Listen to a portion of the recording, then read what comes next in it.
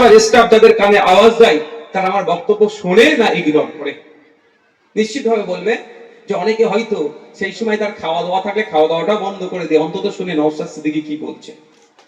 এটা তো মায়ের পেট থেকে আমার হয়নি। আমি তো রাজনীতির 360 ডিগ্রি উল্টো জায়গায় ছিলাম, তাহলে এত পারছি কি করে? যতটুকু ভালো পারছি। আমাকে তৈরি করে নিতে হয়েছে। আমি দেখে নিয়েছি যে আমাকে একা লড়াই করতে হবে 5 বছর ধরে। আমি টেস্ট ম্যাচ খেলবো, আমি টি20 50-50 খেলবো না। আমাকে টিকে থাকতে হবে। আজকে টিকে ছিলাম বলে দুর্গাপুরে ছুটে যেতে পেরেছি, ওই অত্যাচারী পরিবারের পাশে দাঁড়াতে পেরেছি। আজকে টিকে ছিলাম বলে, আজকে টিকে আছেই বলে এখনো পর্যন্ত ভাঙড় এয়ারপোর্টের জন্য জায়গা নেওয়ার সাহস দেখাতে পারছে না। তাহলে টিকে থাকতে হবে। আমি আমার বাড়ি গাড়ি অভাব আছে নাকি? আমার অভাব আছে? বাড়ি গাড়ি সবটাই তো আছে। আমার যা ইচ্ছা যায় আমার বড় ভাই জানাচ্ছে, যা ইচ্ছা যায় আমি আমার বড় ভাইজানকে বলি আমার গাড়ি লাগবে, এই লাগবে, সেই লাগবে। আমার বড় ভাইজান সাথে সাথে মানে বলা শেষ হয়নি আমাকে হাজির করে দেয়। আর কি লাগবে আমার জন্য? আমার একটা বড় ভাইয়ের একটা বড় ভাই আছে, এর থেকে বড় জিনিস আমার কাছে কিছু নেই।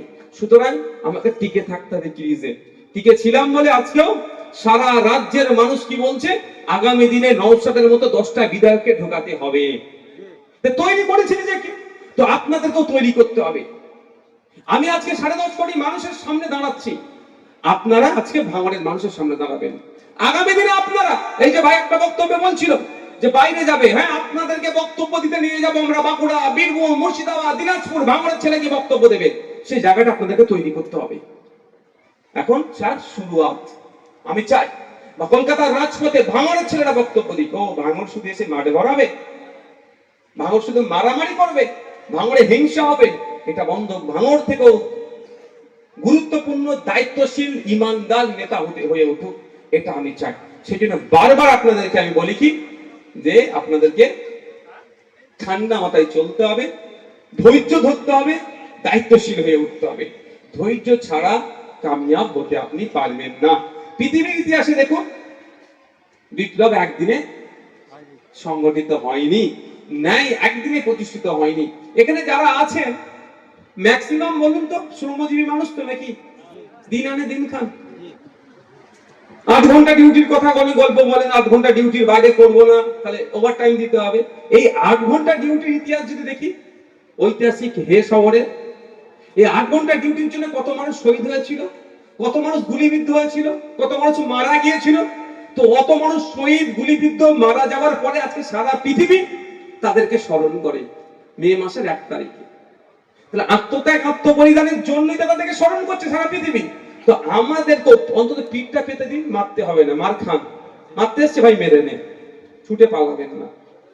ছুটে পালালে বেশি মার খেতে হয়। দাঁড়িয়ে থাকবেন, মারছিস মেরে নে।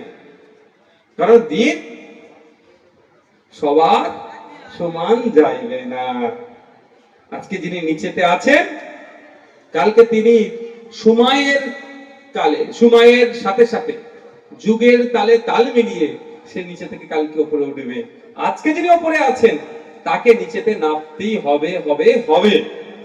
এবার যিনি নিচে থেকে স্যাক্রিফাইস করে উপরে উঠেছেন সে উপরে উঠে গিয়ে কতটা মানসিক কতটা অমানসিক আচরণ করছে, তিনি যখন নিচে নামবে তার জাস্টিফাই তখন হবে।